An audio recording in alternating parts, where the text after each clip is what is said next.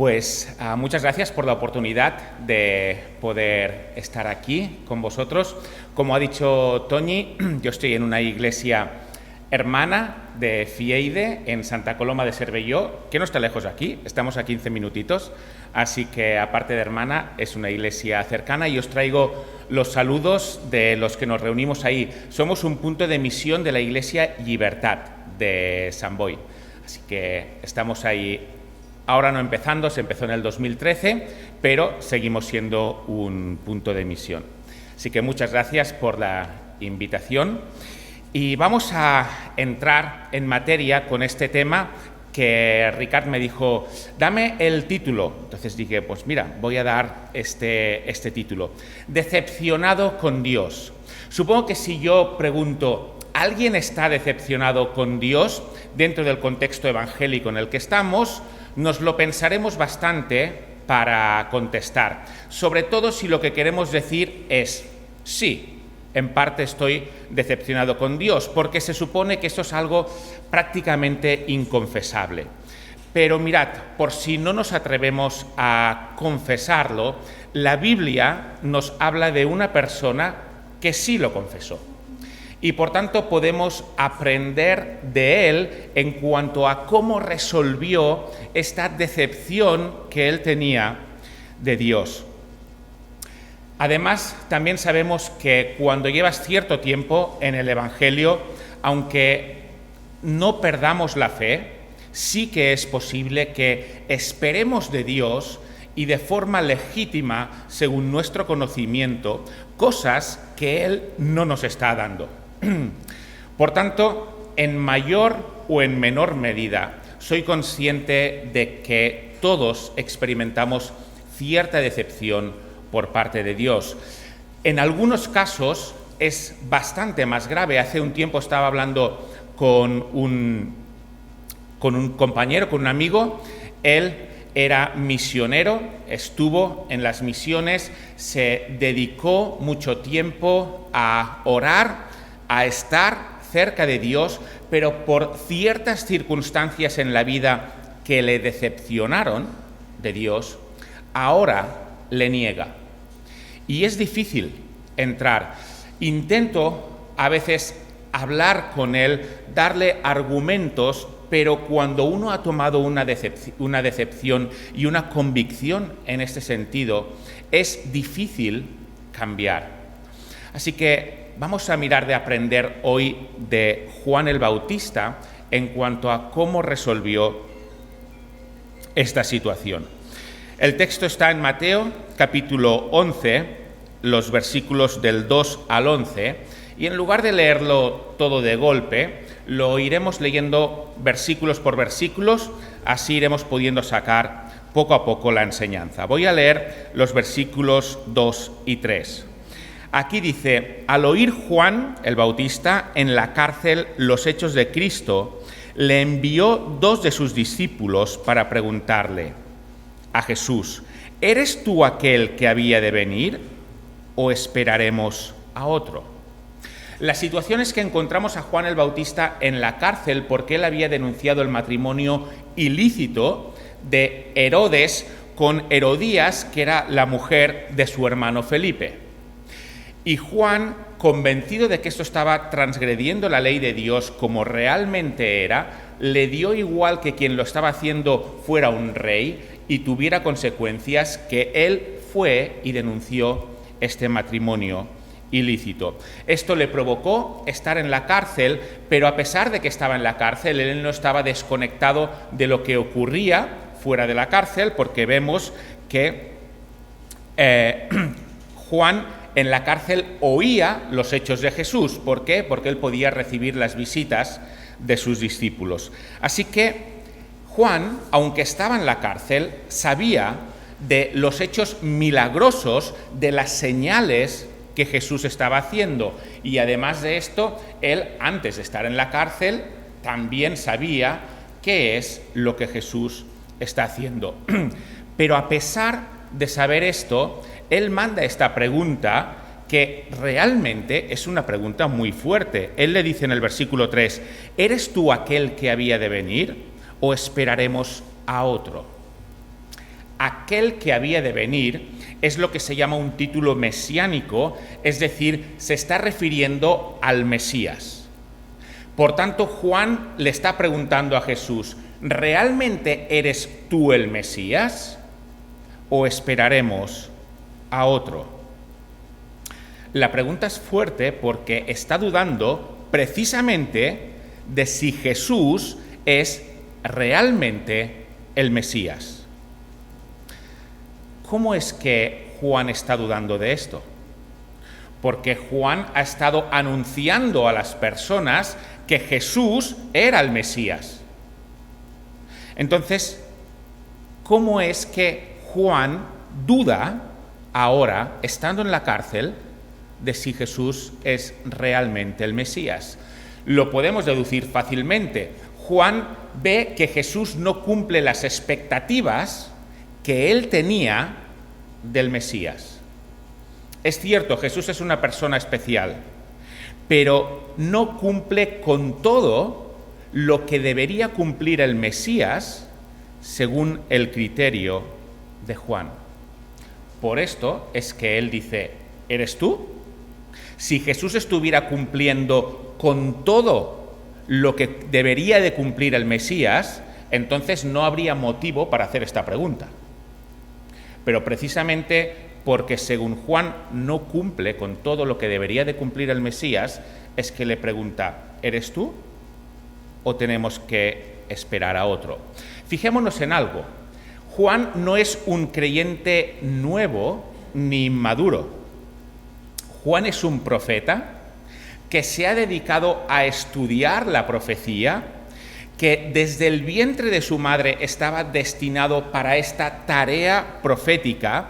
Él conoce la ley, él conoce el Antiguo Testamento y él lleva mucho tiempo predicando sobre lo que ha estudiado del Antiguo Testamento, y fijémonos que lo hace con mucho compromiso, porque él sabe que Herodes hace algo mal y no piensa, mira, si fuera uno cualquiera lo diría, pero es que estamos hablando de Herodes. Si digo algo de Herodes, voy a sufrir, por tanto mejor no lo digo. Juan no actuó de esta manera. Él estudiaba, él era un profeta y dice, esto se tiene que llevar a cabo, sea quien lo esté incumpliendo. Por tanto, aunque sea Herodes, voy a denunciarlo. Lo denuncia y recibe las consecuencias de haber denunciado al rey. Y está en la cárcel. Pero esto nos habla de alguien que no es tibio en la fe. Nos habla de alguien que está comprometido con aquello que cree.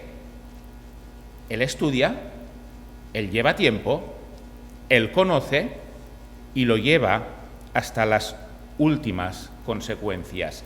Es más, es alguien que había renunciado a dedicarse a trabajar para ganar dinero y lo que hacía era dedicarse a Dios. Como sabemos, comiendo langostas y pan silvestre.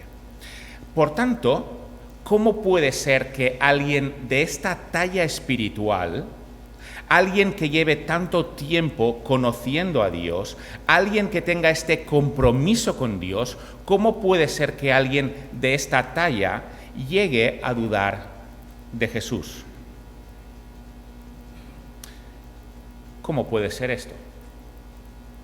Porque, como he dicho, él no es alguien nuevo. De aquí ya podemos sacar dos aplicaciones para nosotros. La primera de ellas es que nadie está exento de llegar a este punto. Por muy veterano que seas en la fe, por muchos estudios que puedas tener, por mucha dedicación que hayas tenido en tu vida a darla por el Evangelio, nadie está vacunado contra el hecho de no quedarse decepcionado de Dios.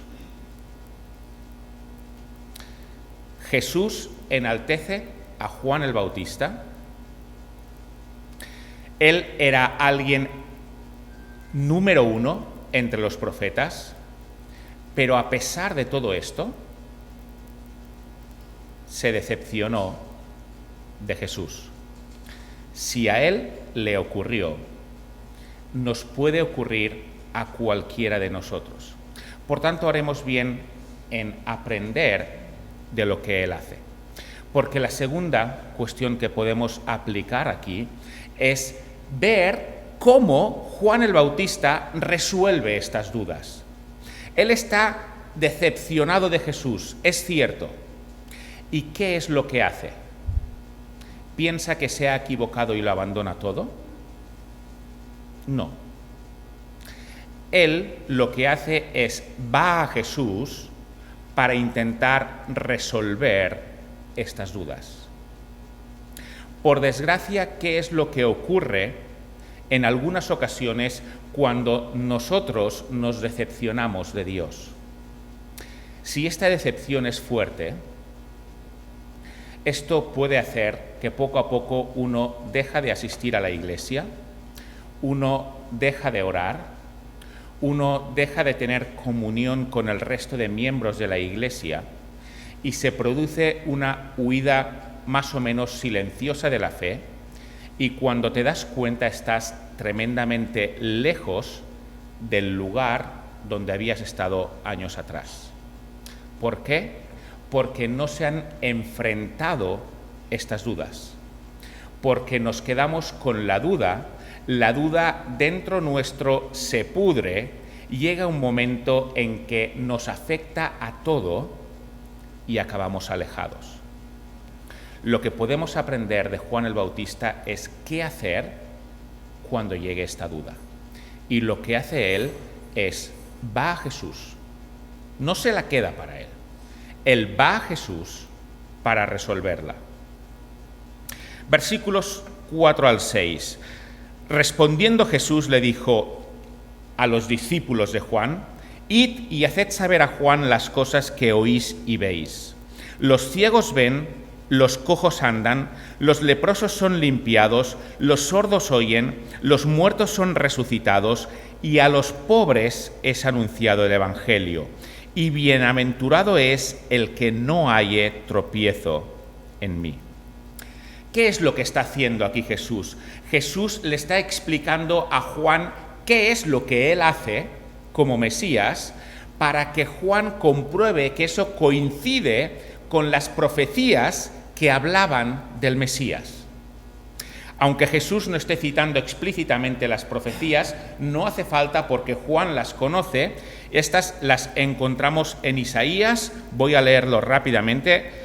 En Isaías 35, versículos 5 y 6, dice: entonces los ojos de los ciegos serán abiertos y los oídos de los sordos se abrirán. Entonces el cojo saltará como un ciervo y cantará la lengua del mudo, porque aguas serán cavadas en el desierto y torrentes en la soledad. Esto es lo que tenía que cumplir el Mesías, y es lo que Jesús está diciendo que cumple. Las cosas que oís y veis: los ciegos ven, los cojos andan, los leprosos son limpiados. Pero no solo está citando esta profecía, sino que en el mismo libro de Isaías, en el capítulo 61, el versículo 1 dice: el Espíritu de Jehová el Señor está sobre mí, porque me ungió Jehová, me ha enviado para predicar buenas nuevas a los abatidos, a vendar a los quebrantados de corazón. Esto coincide con lo que Jesús está diciendo aquí cuando dice: y a los pobres es anunciado el Evangelio, algo que era excepcional en el judaísmo. Por tanto, lo que hace Jesús para convencer a Juan de que realmente es el Mesías es decirle: mira lo que tenía que hacer el Mesías, porque es justamente lo que yo estoy haciendo. Pero aquí tenemos un problema. Y el problema es que Jesús no está dando a Juan ninguna información que Juan no supiera ya. ¿Por qué? Porque Juan sabía lo que Jesús estaba haciendo.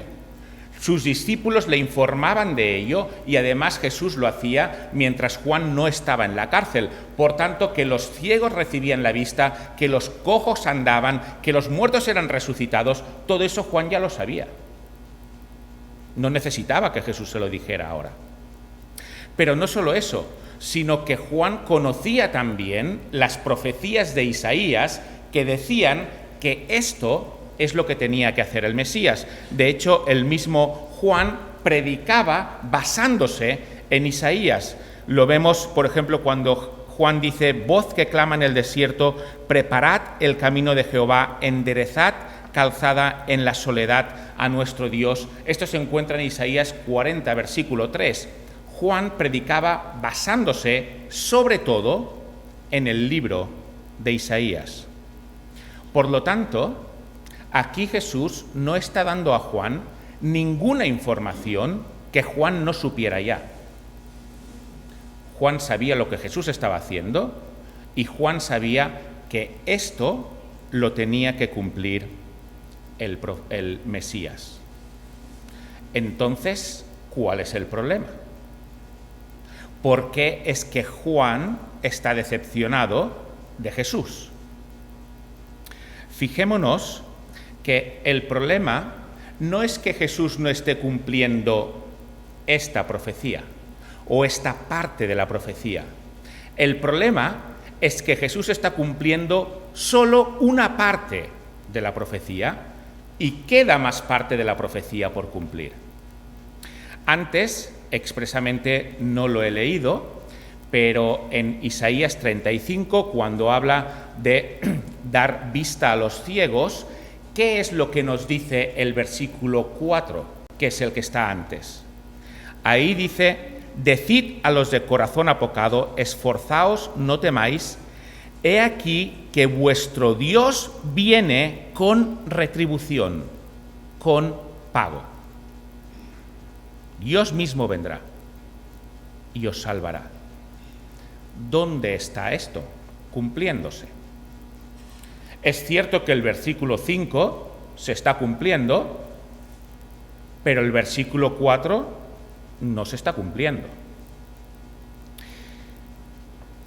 Si vamos a Isaías 61, antes he leído el versículo 1, pero me he detenido expresamente en un punto. La profecía sigue. Vamos a leerla. Ahí dice: el Espíritu de Jehová el Señor está sobre mí, porque me ungió Jehová, me ha enviado a predicar buenas nuevas a los abatidos, a vendar a los quebrantados de corazón. Hasta aquí no hay ningún problema. Pero sigamos leyendo a ver qué dice la profecía.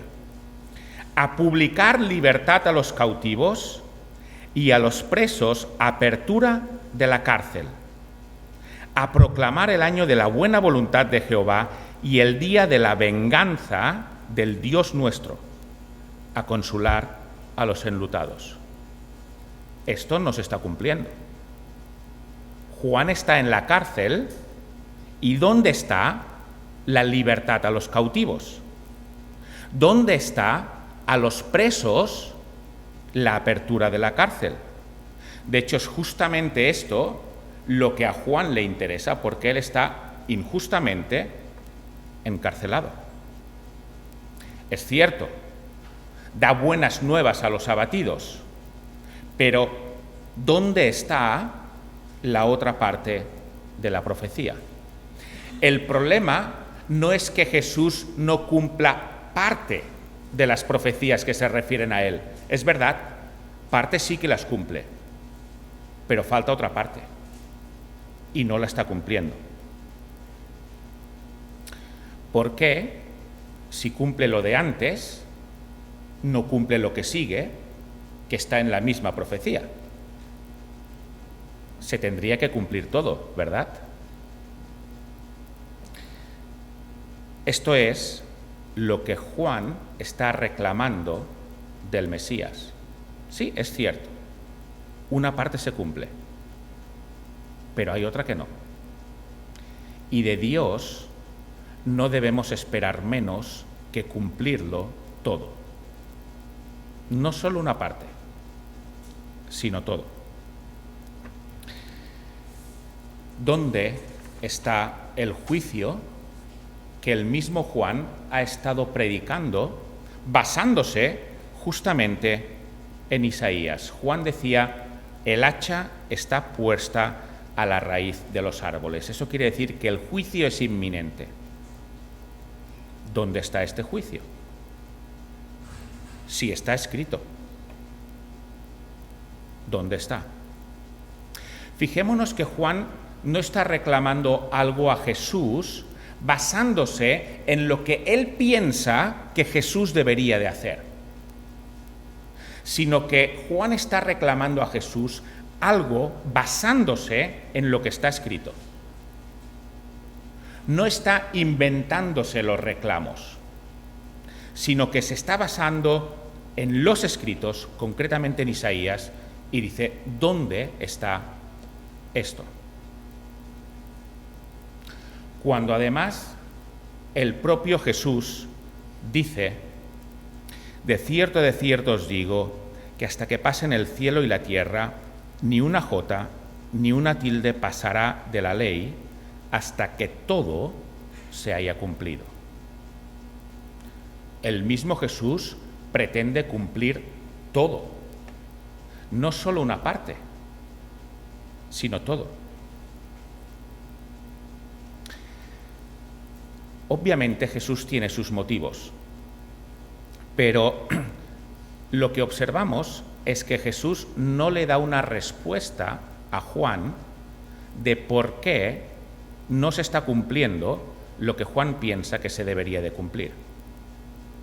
No se lo explica, sino que lo que Jesús le dice es, fíjate en lo que sí se está cumpliendo. Fíjate en esto, porque estos son señales que no dejan ninguna duda de que Dios está conmigo. ¿Quién puede levantar a los muertos sino solo Dios? ¿Y Jesús lo hizo? ¿Quién puede dar vista a ciegos de nacimiento? No alguien que le ha entrado una mota de polvo y ahora no ve. Eso lo podría hacer un curandero. Pero alguien que sea un ciego de nacimiento y después ve, solo Dios puede hacerlo. ¿Quién puede dar la posibilidad de andar a un paralítico? Solo Dios. Nicodemo entendió esto perfectamente y cuando habla con Jesús le dice, mira, sabemos que Dios está contigo porque solo alguien que está con Dios puede hacer lo que tú haces. Así que Nicodemo comprendió perfectamente la magnitud de estos milagros de Dios y que apuntaban a que Dios estaba con Jesús. Y Jesús le dice a Juan, mira lo que ya se está cumpliendo. Los cojos andan, los ciegos ven, los muertos son resucitados. Todo esto habla de que Dios está conmigo. Fíjate en lo que se está cumpliendo y que esto te dé confianza, te dé fe para que lo que no se está cumpliendo sepas que se va a cumplir. El cuándo es otra cuestión, pero lo que observas que se cumple te tiene que dar confianza para saber que el resto se va a cumplir. Lo que estaba pasando, ahora nosotros, después de tener la revelación completa del Nuevo Testamento, ya lo podemos entender. Y es que Jesús tiene que venir dos veces, no solo una. La primera vez para salvación y la segunda vez para juicio. Lo que pasa es que en el Antiguo Testamento, en Isaías, pero no únicamente en Isaías, sino el resto de profecías mesiánicas, lo que observamos es que la venida para salvación y la venida para juicio están mezcladas, como en Isaías. De manera que si lees esto, parece que es una sola venida en la que se tiene que cumplir todo, en la que se tiene que cumplir la salvación y se tiene que cumplir el juicio. Pero, pero en realidad no es así. Son dos venidas, la primera para salvación y la segunda para juicio. Lo que está viendo aquí Juan el Bautista es que sí es verdad, la parte de salvación se está cumpliendo, pero ¿dónde está el juicio? Ahora entendemos por qué esto era así. Pero notemos que Jesús no le explica esto a Juan en ningún momento. Y pudo haberlo hecho. Eran primos. Pasaron tiempo juntos. Podía haberle prevenido, porque Jesús sabía qué es lo que Juan pensaba sobre la venida del Mesías, que tenía que cumplir todo en una sola venida, porque este era el concepto judío normal también. Así que Juan no estaba creyendo ninguna barbaridad. Jesús podía haber cogido a Juan anteriormente y decirle: mira, sé que vas a pasar por dificultades y te voy a explicar en qué consisten estas profecías. Yo voy a cumplirlas, pero voy a cumplir ahora solo una parte. La otra parte se va a cumplir también, pero no ahora. Se va a cumplir en una segunda venida. Lo podía haber hecho, pero no lo hizo. Lo que hizo fue decirle: confía. Se cumple una parte. Es verdad que no entiendes el resto, pero se cumple una parte. Confía en que el resto se va a cumplir. Cuando tenemos dudas, en muchas ocasiones pueden estar basadas, igual que Juan, en textos de la Biblia.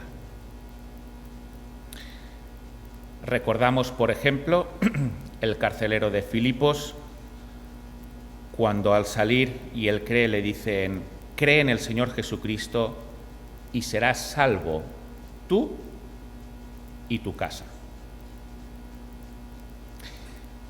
En Libertad, en la Iglesia de Libertad, estoy con el grupo de mayores, y el mayor pesar de la gente mayor es los hijos que no están en la fe.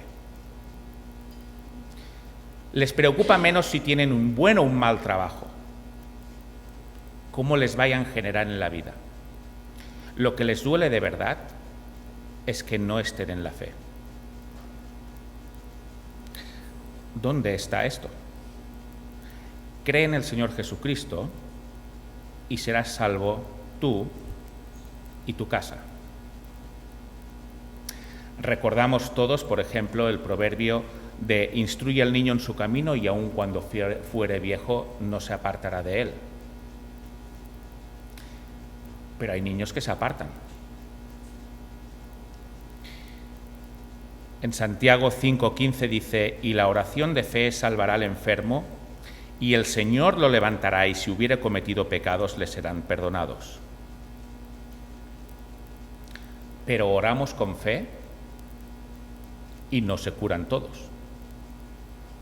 Muchos no se curan. 1 Corintios 10:13: no os ha sobrevenido ninguna tentación que no sea humana, pero fiel es el Señor, que no os dejará ser tentados más de lo que podéis resistir, sino que dará también juntamente con la tentación la salida para que podáis soportar. Pero en la tarea pastoral se observa y se habla con personas que dicen: mira, esto en mí no es cierto, yo ya no puedo más. Y he aguantado, No estoy cediendo a la primera, ni a la segunda, ni a la tercera. Ya no puedo más. Mateo 18:19: otra vez os digo que si dos de vosotros se pusieren de acuerdo en la tierra acerca de cualquiera cosa que pidieren, les será hecho por mi Padre que está en los cielos. Pero nos ponemos de acuerdo, incluso pedimos por cosas que son lícitas, la conversión de personas, algo que está dentro de la voluntad de Dios, y no ocurre. ¿Qué está pasando? Por supuesto, no pretendo dar una respuesta a estos textos. Sé que podemos hacer exégesis muy inteligentes y salir del aprieto, pero seamos honestos. A veces hay cosas que no nos cuadran, que parece que esto no se está cumpliendo. ¿Por qué? ¿Por qué es así? Si Jesús nos responde lo mismo que le responde a Juan, lo que nos dice es: confía en lo que sí se está cumpliendo. Que esto te dé la fortaleza, la seguridad para continuar hasta el final. Y Juan continuó hasta el final y no recibió aquello que esperaba. De hecho, lo decapitaron en la cárcel. La cuestión no es entender todo, y podemos entender que esta tampoco es la pretensión de Jesús, porque si no nos lo explicaría todo. Lo que Dios quiere es, tal y como nos dice Habacuc, el justo por la fe vivirá. Y la fe no es tener una hoja de ruta donde tenemos claro qué va a venir ahora y qué va a venir después, y confío en esto. La fe es decir, aunque no entienda, sigo adelante, porque lo que sé de Dios me convence de que Él realmente es Dios, de que Jesús realmente es el Mesías y de que no va a faltar ni una jota ni una tilde hasta que todo se cumpla. El cómo es cierto, no lo entiendo. Es cierto, yo lo haría de otra manera. Es cierto, puedo sentir cierta decepción por parte de Dios, pero lo que sé de Él, aquello que realmente ha cumplido, aquello que está haciendo, me da la confianza para saber que lo que falta, lo que no observo o lo que me está decepcionando, se va a corregir. Así pasó con Juan, pero después de que muriera. Por supuesto, él debe tener una comprensión perfecta ahora de que lo que él estaba pidiendo tenía todo el sentido de que no se cumpliera. Pero no lo comprendió en vida. A pesar de ser el profeta número 1, no lo comprendió en vida. Tuvo que comprenderlo después. Esta es la confianza que Dios quiere que tengamos. No que andemos por lo que sabemos que va a ocurrir, porque se cumple aquello que esperamos que Dios nos dé, sino porque confiamos, porque nos ha demostrado quién es y que realmente merece la pena creer en Él. Muy brevemente los últimos versículos del 7 al 11. Aquí dice: mientras ellos se iban, comenzó Jesús a decir de Juan a la gente: ¿qué salisteis a ver al desierto? ¿Una caña sacudida por el viento? ¿O qué salisteis a ver? ¿A un hombre cubierto de vestiduras delicadas? He aquí los que llevan vestiduras delicadas en las casas de los reyes están. ¿Pero qué salisteis a ver? ¿A un profeta? Sí, os digo, y más que profeta, porque este es aquel de quien está escrito: he aquí yo envío mi mensajero delante de tu faz, el cual preparará tu camino delante de ti. De cierto os digo, entre los que nacen de mujer no se ha levantado otro mayor que Juan el Bautista, pero el más pequeño en el reino de los cielos es mayor que él. Jesús está haciendo aquí lo contrario que muchas veces se hace en la sociedad y, por desgracia, también en las iglesias. Y es que delante podemos hablar muy bien de las personas, pero cuando no están presentes es cuando nos sentimos con más libertad para criticarles. Pero aquí Jesús hace lo contrario. Cuando los discípulos de Juan se han ido, entonces empieza a hablar bien de Juan. Y la situación es curiosa porque ahí hay judíos que están escuchando y que podrían estar pensando: mira este Juan el Bautista cómo ha caído. Fíjate lo fuerte que estaba en su fe y cómo está ahora, que tiene dudas de quién es Jesús.